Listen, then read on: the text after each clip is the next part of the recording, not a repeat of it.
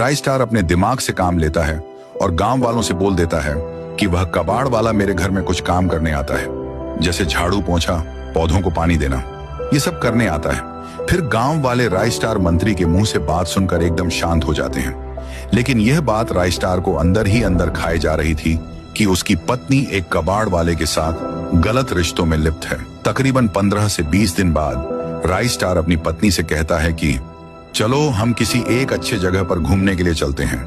पायल यह बात सुनकर बहुत खुश हो जाती है।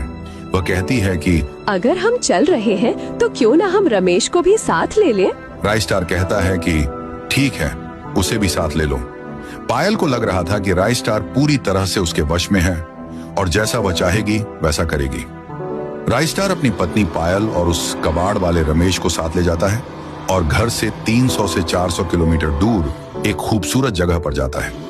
एक आध दिन घूमते हैं, खूब हंसी मजाक करते हैं। राई स्टार को समझ में आता है कि पायल रमेश से बहुत ज्यादा प्रेम करती है, उसी के साथ खुश है।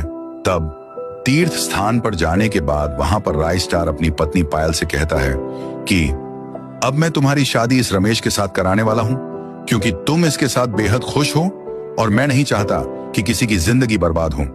अगर तुम हमारे घर पर रहोगी तो एक न एक दिन गुस्से में आकर मेरे हाथों से कुछ हो जाएगा या फिर तुम मुझे धोखा देकर मार दोगी।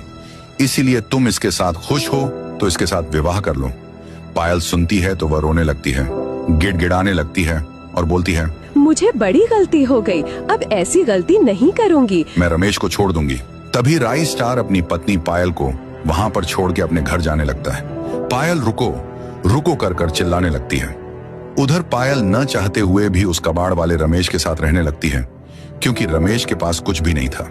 एक टूटी फूटी झोपड़ी थी, वह भी किराए से रहा करता था। सिर्फ कबाड़ बीनना उसका काम था। अब पायल उसके साथ कबाड़ बीनने का काम करने लगती, उसके साथ साथ रहने लगती। उसे शारीरिक सुख तो मिलता था, लेकिन अब वह बहुत गरीब स्थिति में जी रही थी। बैठी बैठी अपने आप को कोसती थी कि उसने अपने हाथों से अपने पैरों पर कुल्हाड़ी मार ली है। लेकिन अब क्या था, अब बहुत देर हो चुकी थी। इधर कुछ दिनों बाद अपने बच्चों को घर पर बुलाता है। उन्हें बताता है कि उनकी जो माँ है वह तीर्थ स्थान पर घूमने के लिए गई थी कि वह गुम हो गई और वह उन्हें ढूंढने की खूब कोशिश करता रहा, लेकिन वह नहीं मिली। बच्चे भी यकीन कर लेते हैं कि उनकी माँ अब एक मेले में खो चुकी है। किसी को भी इस बात की खबर नहीं थी कि उनकी माँ ने क्या गुल खिलाया है।